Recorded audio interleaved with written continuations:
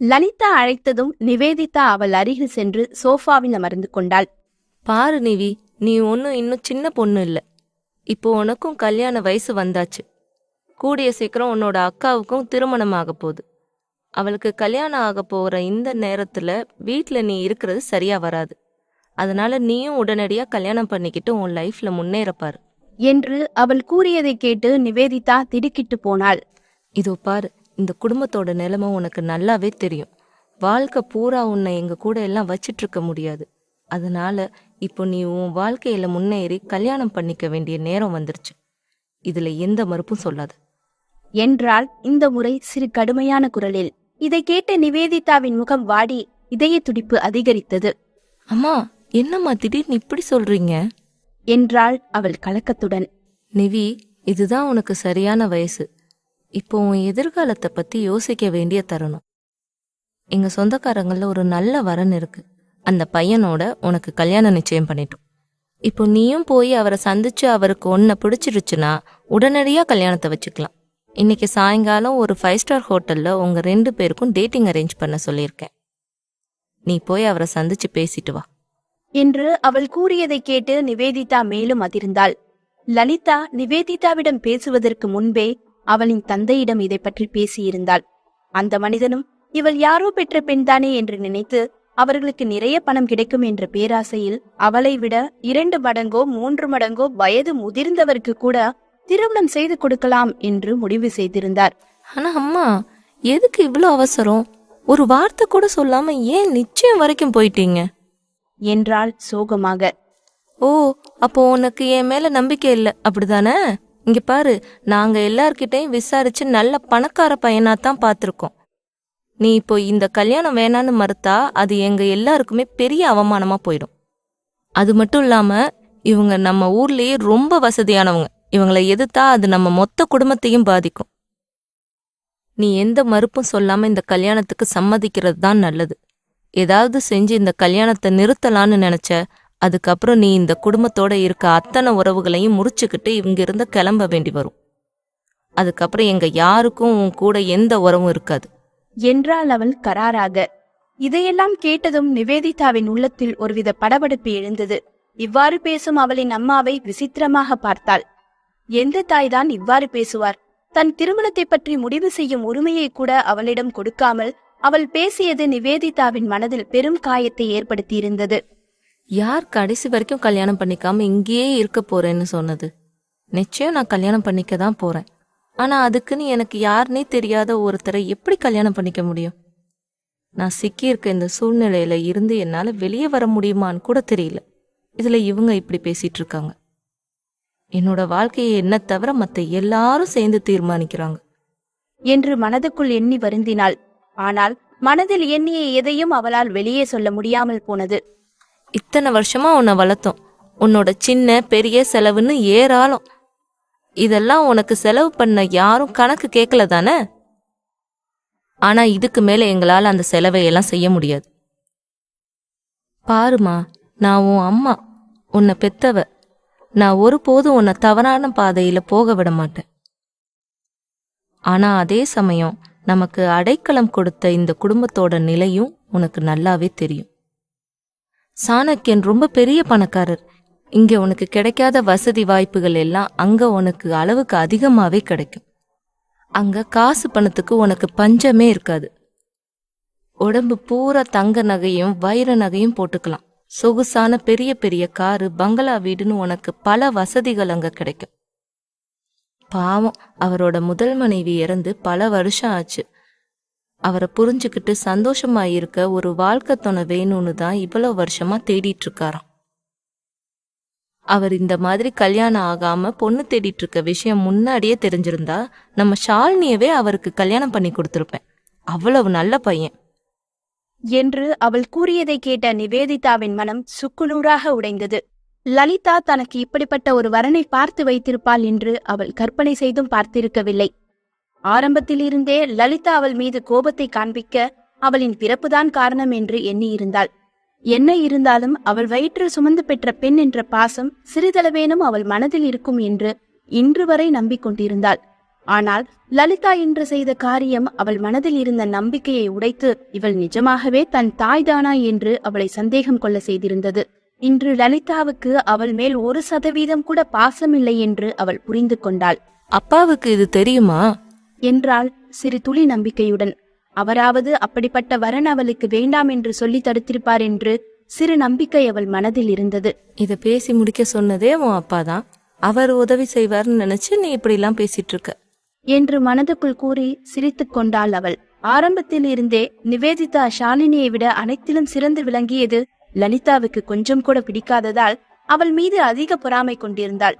அதற்கெல்லாம் சேர்த்து தன் மகளை மாளிகையிலும் அவளை ஒரு அதல பாதாளத்தில் தள்ள வேண்டும் என்று ஏற்கனவே முடிவு செய்துதான் சரியாக காய் நகர்த்தி கொண்டிருந்தாள் அவள். அதெல்லாம் அவருக்கும் தெரியும். அவர் இதுக்கு ஒத்துக்கிட்டாரு. இதுக்கு மேல சும்மா நோயின்னு கேள்வி கேட்டுட்டு இருக்காம பேசாம போய் ரூம்ல ரெஸ்ட் எடு. சரியா 5 மணிக்கு தயாரா இருக்கணும், அத மறந்துடாத என்று கண்டிப்பான குரலில் கூறிவிட்டு வேகமாக அவளின் அறைக்கு சென்று விட்டாள். நிவேதிதாவின் கண்களில் கண்ணீர் பெருகியது. வேகமாக அதை தன் கையால் துடைத்துக் கொண்டாள். அவளால் தன் கண்ணீரை மறைக்க முடிந்தது. ஆனால் இதயத்தின் வலிக்குதான் எந்த மருந்தும் இல்லாமல் போயிருந்தது. அதை அவளால் யாரிடமும் சொல்லவும் முடியவில்லை. யாரிடம் சொல்லி என்ன ஆகப் போகிறது என்ற எண்ணம் மட்டும்தான் அவள் மனதில் வேரூன்றி இருந்தது. நிவேதிதா எழுந்து மெதுவாக அவள் அறைக்குச் சென்றாள். எழுந்து நடக்கக்கூட அவள் உடலில் வலு இல்லாமல் போனது. அவள் கால்கள் நடுங்கிக் கொண்டிருந்தன. வேகமாக நடந்தால் கீழே விழுந்து விடுவாள் போல் தோன்றியது அவளுக்கு. ஒரு வழியாக அவள் அறைக்குள் நுழைந்ததும் அவள் அவ்வளவு நேரம் அடக்கி வைத்திருந்த கண்ணீர் கட்டுப்படுத்த முடியாமல் அவள் கண்களில் இருந்து வழியத் தொடங்கியிருந்தது. இப்படி ஒரு கொடுமையை சொந்த மகளுக்கு எந்த ஒரு தாய்தான் செய்வாள் என்று அவள் மனம் பதறியது. இவ்வளவு வருடம் அவள் அன்பை பெற அவள் பலவாறு முயற்சி செய்திருக்கிறாள். ஆனால் ஒரு முறை கூட அவள் நிவேதிதாவை ஒரு பொருட்டாக கூட நினைத்தது இல்லை. அவள் மீது கடுகளவு பாசமும் அவளிடம் இல்லை என்று இப்பொழுது அவளுக்கு மிக தெளிவாக புரிய வைத்திருந்தாள் லலிதா. லலிதா இந்த அளவுக்கு அவள் மேல் கோபத்தை காட்ட அவள் என்ன செய்தாள் என்று யோசித்தால் அதற்கும் அவளிடம் பதில் இல்லாமல் போயிருந்தது. அதை பற்றி எண்ணியவாறு அப்படியே அவளின் படுக்கையில் சாய்ந்தவள் உடல் சோர்வினால் அப்படியே தூங்கி போனாள். சரியாக 4 மணி அளவில் லலிதா நிவேதிதாவின் அறை கதவை வேகமாக தட்டி கொண்டிருந்தாள். நிவேதிதா, கதவை தர. நீ தயாரா இருக்கியா? கதவை தரடி என்று கத்தியவாறு கதவை தட்டி கொண்டிருந்தாள் லலிதா. அவளின் சத்தம் கேட்டு உறக்கம் கலைந்து கட்டிலில் எழுந்து அமர்ந்தாள் நிவேதிதா. என்ன செய்வதென்று அவளுக்கு ஒன்றும் புரியவில்லை. ஏதோ சரியில்லை என்று மட்டும் அவளின் மனம் அவளிடம் சொல்லி அவளை எச்சரிக்கை செய்து கொண்டிருந்தது. ஆனால் அவளால் தானாக எதையும் செய்ய முடியவில்லை. நிவேதிதா வருத்தமாகவோ அல்லது பதற்றமாகவோ இருக்கும் போதெல்லாம் அவள் உதடுகளை பற்களால் கடிக்கும் பழக்கம் அவள் சிறுவயது முதலே அவளிடம் இருந்தது. இப்போதும் அதையே செய்து கொண்டிருந்தாள். தன் பற்களால் கீழ் உதட்டை இறுக்கமாக கடித்துக்கொண்டு அப்படியே அமர்ந்திருந்தாள் அவள். சரியாக 6 மணிக்கு ஆதித்யாவின் ஆட்களும் அவளை அழைத்து செல்ல வந்து விடுவார்கள் என்று அவளுக்கு தெரியும். அதை பற்றியும் யோசித்துக் கொண்டு இருந்தாள். அப்போது லலிதா சத்தமாக மீண்டும் மீண்டும் கதவை தட்டும் சத்தம் கேட்டது. அது இப்போது மிகவும் அதிகமாகி இருந்தது. நிவேதிதாவிடம் இருந்து எந்த பதிலும் வராததால் கோபம் அடைந்திருந்தாள் லலிதா. ஏ முட்டாள், இப்போ உடனே கதவை திறக்கணும். 5 நிமிஷம் தான் உனக்கு டைம். நீ அதுக்குள்ள கதவை திறக்கல, அப்புறம் இங்க நடக்கிறதே வேற என்று அவள் மிரட்ட தன்னால் வெகு நேரம் அந்த அறைக்குள் இருக்க முடியாது என்று நிவேதிதா புரிந்து கொண்டாள். மெதுவாக எழுந்து சென்று கதவை திறந்தாள். நிவேதிதா கதவை திறந்தபோது லலிதா அங்கு கடும் கோபத்துடன் நின்று கொண்டிருந்தாள். நிவேதிதா இன்னும் அதே உடையில் இருப்பதை பார்த்து அவளின் கோபம் அதிகமானது. அவள் உடை மாற்றிக் கொள்ளவில்லை, மேக்கப் எதுவும் செய்து கொள்ளவில்லை. அத்துடன் அவளின் முகமும் வெளிரி இருந்தது. சாணக்கியன் மட்டும் இவளை இப்படி பார்த்திருந்தா நிச்சயம் அவர் நேரடியாவே இந்த திருமணத்தை மறுத்திருப்பார் என்று தோன்றியது அவளுக்கு. நீயே இன்னும் இப்படியே இருக்க? சீக்கிரம் போய் உன் ட்ரெஸ்ஸை மாத்து. உன்னால ஒரு பயனும் இல்லைன்னு எனக்கு தெரியும். அதான் நானே உனக்கு ட்ரெஸ்ஸும் ஏற்பாடு பண்ணிட்டேன். ரூபி வந்து அதை உனக்கு கொடுப்பா. உடனே போய் அதை மாத்திக்கோ. ரூபியே உன்னை அலங்காரமும் செய்வா. நான் சொல்றத காது திறந்து வச்சு தெளிவா கேட்டுக்கோ. நீ இதையெல்லாம் வேணும்னு தான் செய்யறன்னு எனக்கு நல்லாவே தெரியும். ஆனா இதையும் நினைவுல வச்சுக்கோ. சாணக்கியன் மட்டும் உன்னை பிடிக்கலன்னு சொல்லி இந்த நிச்சயத்தை நிறுத்திட்டா எதிர்காலத்துல இந்த வீட்டை விட்டு வெளியே போக தயாரா இருந்துக்கோ என்றாள் கோபத்துடன். நிவேதிதா ஒன்றும் பேசாமல் தலையை குனிந்து கொண்டே அங்கு நின்றிருந்தாள். அவளிடம் எதுவும் சொல்லி புரிய வைக்க முடியாது. அதில் எந்த பிரயோஜனமும் இல்லை என்று அவளுக்கு நன்றாக தெரிந்திருந்தது. சில நிமிடங்களில் ரூபி நிவேதிதாவிற்கான ஆடையை எடுத்துக்கொண்டு அவள் அறைக்குள் நுழைந்தாள். அந்த ஆடைகளை பார்த்த உடனே நிவேதிதா கூனி குறுகி போனாள். பெரும் வருத்தத்துடன் லலிதாவை நிமிர்ந்து பார்த்தாள். அம்மா, என்னால இந்த மாதிரி ட்ரெஸ் எல்லாம் போட முடியாது. இந்த ட்ரெஸ் ரொம்ப வல்கரா இருக்கு என்றாள் வேதனையை உள்ளடக்கிய குரலில். நிவேதிதாவின் கைகளில் வைக்கப்பட்டிருந்த உடைகள் அநேகமாக உடலை மறைப்பதற்காக அல்ல, காட்டுவதற்காகவே வடிவமைக்கப்பட்டது போல் இருந்தது. அந்த ஆடை மிகவும் குறுகியதாகவும் மெல்லியதாகவும் இருந்தது. அதன் மூலம் அவளின் உடலை எளிதாக பார்க்க முடியும் என்று தோன்றியது. அவளால் எப்படி இப்படி ஒரு ஆடையை அணிந்து கொண்டு வெளியே செல்ல முடியும் என்று கவலையாக இருந்தது. இவ்ளோ ரிவீலிங்கான ட்ரெஸ் எனக்கு வேண்டாம் என்றாள் லலிதாவின் முகத்தை பார்த்து. இதை கேட்டு கோபமடைந்த லலிதா பலமாக அவள் கன்னத்தில் அறைந்தாள். என்னை இன்னும் கோவப்பட வைக்காத. நான் இவ்வளோ நேரமும் பொறுமையா பேசிட்டு இருக்கேன். இதுக்கு மேலேயும் அப்படியே இருப்பேன்னு நினைக்காத. ஒழுங்கா போய் அந்த ட்ரெஸ்ஸை போட்டுக்கிட்டு வா, இல்ல உன்னை கொலை செய்யவும் தயங்க மாட்டேன் என்றாள் கடும் கோபத்துடன். அவள் கன்னத்தை பிடித்துக்கொண்டு நின்றிருந்தாள். இங்க பாரு, ஏற்கனவே நாங்க உன்னை வளர்க்க நிறைய செலவு செஞ்சுட்டோம். இப்பதான் நீ அதை திருப்பி கொடுக்கற நேரம் வந்திருக்கு.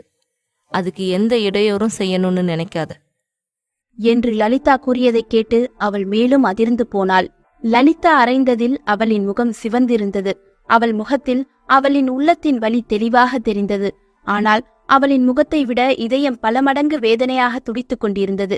இதுவரை அவள் கண்மூடித்தனமாக நம்பி வந்தவள் உண்மையில் அவளுடைய தாயா? அவளது இதயத்தோடு இன்று அவளுடைய நம்பிக்கையும் மொத்தமாக இன்று உடைந்து போனது.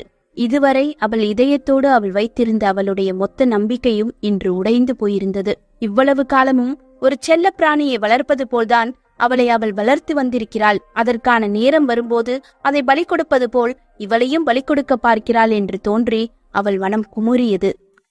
அம்மா, நான் இவ்வளோ நாள் இங்க இருந்ததுக்கு பணம் கொடுக்கணும்னு நினைக்கிறீங்க, அப்படிதானே? சரிம்மா, அதுக்கு எவ்வளவு செலவாச்சுன்னு சொல்லுங்க. அந்த பணத்தை நானே உங்களுக்கு கொடுக்கறேன். அந்த சாணக்கியனை கல்யாணம் பண்ணிக்காம இருக்க எவ்வளவு பணம் உங்களுக்கு கொடுக்கணும் என்று அவள் கேட்க, ஓ, நீ பணம் தரேன்னு சொல்றியா? சரி, இந்த திருமணம் நடந்தா உங்க அப்பாவுக்கு 7 கோடி ரூபாய் கொடுக்கறேன்னு சாணக்கியம் சொல்லியிருக்காரு. உன்னால அதை கொடுக்க முடியுமா என்றாள் நக்கலாக. அதை கேட்டு அவள் மனம் மேலும் நொந்து போனது. அவளின் விலை 7 கோடி. 7 கோடி ரூபாய்க்கு தன்னை விற்க தன்னுடைய தாய் முடிவு செய்துவிட்டாள் என்று மீண்டும் மீண்டும் தோன்றி அவள் மனதை வதைத்தது. எப்படியாவது அந்த பணத்தை நான் உங்களுக்கு கொடுக்கறேன். ஆனா எந்த சூழ்நிலையிலும் என்னால அந்த மனுஷனை கல்யாணம் பண்ணிக்க முடியாது என்றாள். நீ 7 கோடி கொடுக்க போறியா? நீ வாங்குற 20,000 ரூபாய் சம்பளம் உன்னுடைய செலவுக்கே பத்தாது. இதுல நீ 7 கோடி தரேன்னு சொல்ற. அதுக்கு இந்த ஜென்மம் முழுதும் நீ உழைச்சாலும் முடியாது என்றாள் ஏளனமாக. நிவேதிதா பதில் சொல்ல முடியாமல் தவிக்க, பாரு, தேவையில்லாம பேசிட்டு இருக்காம மரியாதையா நான் சொன்னதை கேட்டு நடந்துக்கோ. அதுதான் உனக்கு நல்லது. உன் முகத்தை பார்க்கவே எனக்கு ரொம்ப எரிச்சலா இருக்கு என்று கூறிவிட்டு அவள் பேசுவதை கேட்காமல் வேகமாக அங்கிருந்து சென்றிருந்தாள் அவள். ஆனால் அவள் புறப்படுவதற்கு முன்னரே ரூபிக்கு அவளை கவனித்துக் கொள்ளும்படி சமிக்ஷை காட்டிவிட்டுதான் சென்றிருந்தாள். ஷாலினியும் நிவேதிதாவும் ஒரே குடும்பத்தை சேர்ந்தவர்கள்தான். ஆனால் அவர்கள் இருவருக்கும் இடையே வானம் மற்றும் பூமி அளவுக்கு வேறுபாடு இருந்தது. ஷாலினி அன்பு, பாசம், நேசம் கொட்டி வளர்க்கப்பட்ட இடத்தில் நிவேதிதா ஒரு முறைகேடான பெண்ணாக பார்க்கப்பட்டாள். மற்றவர்களிடமிருந்து வெறுப்பை தவிர அவள் வேறு எதையும் பெற்றது இல்லை. அவர்களின் வீட்டில் இருந்த வேலைக்காரர்கள் கூட ஷாலினி மற்றும் அவளது பெற்றோருக்கு கீழ்ப்படிந்தார்களே தவிர நிவேதிதாவை ஒரு பொருட்டாக கூட அவர்கள் மதித்தது இல்லை. நிவேதிதாவும் கூட சம்பளம் இல்லாத வேலைக்காரி போலவே அந்த வீட்டில் அனைவராலும் நடத்தப்பட்டாள். மேடம், நீங்க உடனடியா ரெடி ஆகணும், இல்லைன்னா நான் பெரிய மேடம் கிட்ட கம்ப்ளைண்ட் பண்ண வேண்டி வரும் என்றாள் அந்த பணிப்பெண் ரூபி. நிவேதிதா வேறு வழியே இல்லாமல் தலையை அசைத்தாள். சிறுவயதிலிருந்தே அவளுக்கு லலிதா என்றால் பயம். இப்பொழுது அவள் இருக்கும் நிலையில் இங்கு வந்தால் நிவேதிதாவை அது மேலும் பாதிக்கும் என்று தோன்றவே அவளே லலிதா சொல்லியதற்கு கீழ்ப்படிய நினைத்தாள். நானே ரெடியாகி வரேன் என்று கூறிவிட்டு அவள் அறையின் கதவை வேகமாக மூடினாள். கதவு மூடியதும் அவள் அவ்வளவு நேரம் அடக்கி வைத்திருந்த அழுகை அவளை மீறி வெளியே வந்தது. அவள் கண்ணீரை தடுக்க நினைக்காமல் தரையில் விழுந்து அழுதாள். பின் எழுந்து லலிதா கொடுத்த உடைக்கு மாறினாள். வேறு ஒப்பனை ஏதும் செய்து கொள்ளாமல் அந்த அறையின் கதவை திறந்தாள். அறையில் இருந்து வெளியே வந்த நிவேதிதாவை மேலிருந்து கீழ் பார்த்தாள் ரூபி. நிவேதிதா அணிந்திருந்த ஆடை பல ஆண்களை எளிதில் கவரும் வகையில் அவரது நேர்த்தியான உடல் தெளிவாக எடுத்து காட்டுவது போல் அமைந்திருந்தது. ஆனால் இத்தனைக்கு பிறகும் அவள் முகத்தின் அப்பாவித்தனம் அவளுக்கு ஒரு தூய தோற்றத்தையே கொடுத்திருந்தது. நிவேதிதாவின் முகத்தில் புன்னகை இல்லை. அவளின் செயல்கள் முற்றிலும் அமைதியாகவே இருந்தன. பெரிய மேடம் உங்களுக்கு மேக்கப் போட சொல்லியிருக்காங்க என்று அவள் கூறியதை காதில் வாங்கிக் கொள்ளாமல் அவள் அறையில் இருந்து வெளியே நடக்கத் தொடங்கியிருந்தாள் நிவேதிதா. அவள் செல்லும் திசையை கோபமாக பார்த்து கொண்டிருந்தாள் ரூபி. நிவேதிதா அவளை ஒரு முறை கூட திரும்பி பார்க்கவில்லை. எப்படியும் அந்த வீட்டில் நிவேதிதாவுக்கு மதிப்பு இல்லை. அதனால் இப்பொழுது அவளிடம் எதுவும் பேசுவது அர்த்தமற்றது என்று தோன்றியது அவளுக்கு. நிவேதிதாவை கவனிக்க சொல்லி லலிதா ஏற்கனவே ரூபிக்கு அறிவுறுத்தியிருக்க கீழே இறங்கி சென்று கொண்டிருந்த நிவேதிதாவை ரூபியும் பின்தொடர்ந்தாள். வேதிதா ஆட்டோ பிடித்து ஹோட்டல் வரை சென்று விட்டாள். ஹோட்டலை அடைந்ததும் ஆட்டோவில் இருந்து இறங்கி அவள் முன் இருந்த கட்டிடத்தை பார்த்தாள். முன் படிக்கட்டுகளில் சிவப்பு கம்பளத்துடன் கூடிய ஒரு ஆடம்பர ஹோட்டல் மற்றும் பாரம்பரிய உடையில் வாசலில் நிற்கும் 2 வரவேற்பு பொம்மைகள் என அந்த ஹோட்டல் பார்க்க விசித்திரமாக இருந்தது. நிவேதிதா இப்படிப்பட்ட ஹோட்டலை பார்த்ததே இல்லை. அப்படிப்பட்ட இடத்துக்கு இன்றுதான் முதல் முறையாக வந்திருந்தாள். அந்த இடத்தில் நிலவிய அசௌகரியமான சூழல் அவளை பதற்றமடைய செய்தது. சாணக்கியனை சந்திக்க வேண்டும் என்பது அவளின் கட்டாயம் என்றாலும் அவன் அவளை திட்டினாலும் கூட இந்த திருமணம் வேண்டாம் என்று அவனே மறுக்கும் வகையில் தான் அவனிடம் நடந்து கொள்ளப் போகிறேன் என்று மனதுக்குள் தீர்மானம் செய்து கொண்டாள். அதற்காக மட்டுமே துணிந்து அந்த இடத்திற்கும் வந்திருந்தாள். அது மட்டுமல்லாமல் 6 மணிக்குள் அந்த சந்திப்பை முடித்துக்கொண்டு வெளியே வந்திட வேண்டும் என்றும் எண்ணிக்கொண்டு இருந்தாள். 6 மணிக்கு மேல் அவள் தாமதித்தால் அந்த சைக்கோவை சமாளிப்பது அதைவிட கடினமான செயலாகிவிடும் என்று தோன்றியது. இவ்வாறு பல இன்னல்கள் மத்தியில் சிக்கிக்கொண்டு தவிக்கும் அவளின் நிலை வேறு யாருக்கும் வரக்கூடாது என்று மனதில் வேண்டிக் கொண்டாள். அனைத்தையும் திட்டம் போட்டுக்கொண்டு மெதுவாக அந்த ஹோட்டலுக்குள் நுழைந்தாள். அவள் உள்ளே சென்றதும் ஒரு பணியாளர் வந்து அவள் அருகில் நிற்க அந்த இடத்தில் இருந்த அனைவரது மேலும் அவள் பார்வை சென்று வந்தது. அங்கிருந்த எதுவும் சரியில்லை என்று தோன்றியது அவளுக்கு. கடுமையான வாசனை திரவியங்களும் மதுவாடையும் கலந்து அவளுக்கு குமட்டி கொண்டு வரும் அளவுக்கு இருந்தது அந்த அறையில் வீசிய நறுமணம். அவை அனைத்துமே ஏதோ தவறாக இருக்கிறது என்று அவளுக்கு மீண்டும் மீண்டும் உணர்த்தி கொண்டேதான் இருந்தன. ஆனால் அவள் தைரியத்தை வரவைத்துக் கொண்டு அவனை ஒருமுறை சந்தித்து பேசிவிட்டு உடனடியாக கிளம்பி விடலாம் என்று எண்ணிக்கொண்டாள். அவள் அறை எண்ணை சொல்லி விசாரிக்க அங்கிருந்தவர்கள் அவளை விசித்திரமாக பார்த்தனர். அது மட்டுமின்றி அங்கிருந்த பெண்கள் கூட பார்க்க சரியாக இல்லை. அனைவருமே ஏதோ ஒரு போதையில் இருப்பது போலவே தோன்றியது அவளுக்கு. அன்று அவள் நடனமாடிய கிளப்பில் கூட இப்படி ஒரு விசித்திரமான சூழலை அவள் உணரவில்லை. ஆனால் இங்கு அவள் நிற்கும் ஒவ்வொரு நிமிடமும் அவளின் இதய துடிப்பும் அதிகரித்துக் கொண்டே போனது. அங்கிருந்து கிளம்பியவள் வேறு எந்த திசையிலும் தன் பார்வையை ஓட விடாமல் நேரடியாக அந்த அறையின் வாசல் முன் வந்து நின்றாள். அவள் அந்த அறையின் அழைப்பு மணியை அடித்துவிட்டு காத்திருக்க பணியாளர் ஒருவர் வந்து கதவை திறந்து விட்டான். கதவு திறந்து உள்ளே அவள் கண்ட காட்சி அவளை அப்படியே உறைந்து போக செய்தது. அந்த அறையில் இருந்தவனுக்கு எப்படியும் 60 வயது இருக்கும். பல பெண்கள் அவனை சூழ்ந்து அமர்ந்து கொண்டிருக்க அவன் அவர்களுடன் சேர்ந்து கும்மாளம் அடித்துக் கொண்டிருந்தான். அந்த அறையை திறந்ததும் மிகவும் வலுவான வாசனை திரவியங்களின் வாசனை அவளை மூச்சுமுட்டு செய்தது. அத்துடன் அங்கிருந்த பெண்கள் அணிந்திருந்த அறையும் குறையுமான ஆடைகளையும் வைத்தே அது எந்த மாதிரியான இடம் என்பதும் அவளுக்கு புரிந்து போனது. அதிர்ச்சியில் உறைந்து போனவள் அப்படியே நின்று விட்டாள். கதவு திறக்கப்பட்டதை உணர்ந்து நிமிர்ந்து வாசலை பார்த்தவன் அங்கு நின்றிருந்த நிவேதிதாவை மேலும் கீழுமாக பார்த்துவிட்டு வாய்விட்டு சிரிக்க ஆரம்பித்தான். ஓஹோ, நீதான் லலிதாவுடைய பொண்ணா? உன்னை கல்யாணம் பண்ணிக்க சொல்லி உன் அம்மா கேட்டபோது நீ ரொம்ப எளிமையான பொண்ணு, அதுவும் கன்னி பொண்ணுன்னு சொன்னா. ஆனா உன்னை பார்த்தா அப்படி ஒன்றும் தெரியலையே. நீ நல்லா மாடர்னாக தான் இருக்க. உன்னை கல்யாணம் பண்ணிக்க நான் மறுக்க எனக்கு ஒரு காரணம் கூட இருக்காதுன்னு உன்னுடைய அம்மா சொன்னா. அதை நீ இப்போ நிரூபிக்க வேண்டிய நேரம். உள்ளவா உள்ளவா என்றான் அந்த வழுக்கை தலை கிழவன். நிவேதிதா இன்னும் அதிர்ச்சியில் இருந்து மீளாததால் அவள் அப்படியே நின்றிருந்தாள். என்ன அங்கேயே நின்றுட்டு இருக்க? நீ வந்து இங்க இருக்கிற எல்லா பொண்ணுங்களை விடவும் நீ தான் சிறந்தவன் நிரூபிச்சாதான் நான் உன்னை கல்யாணம் பண்ணிக்க சம்மதம் சொல்லுவேன் என்று அவன் கூறியதை கேட்ட நிவேதிதா யாரோ தன் முகத்தில் ஒரு வாளி குளிர்ந்த நீரை ஊற்றியது போல் உணர்ந்தாள். இப்படிப்பட்ட ஒரு கிழவனுக்கு அவளை திருமணம் செய்து வைக்க நினைத்தாள் லலிதா. இப்படி ஒரு செயலை எந்த ஒரு தாயும் அவளின் மகளுக்கு செய்ய மாட்டாள் என்று தோன்றியது அவளுக்கு. ஹோட்டலில் அவனுடன் டேட்டிங் என்று பொய் சொல்லி அவளின் அம்மா அவளை இங்கு அனுப்பி வைத்திருக்கிறாள் என்று அவளுக்கு புரிந்தது.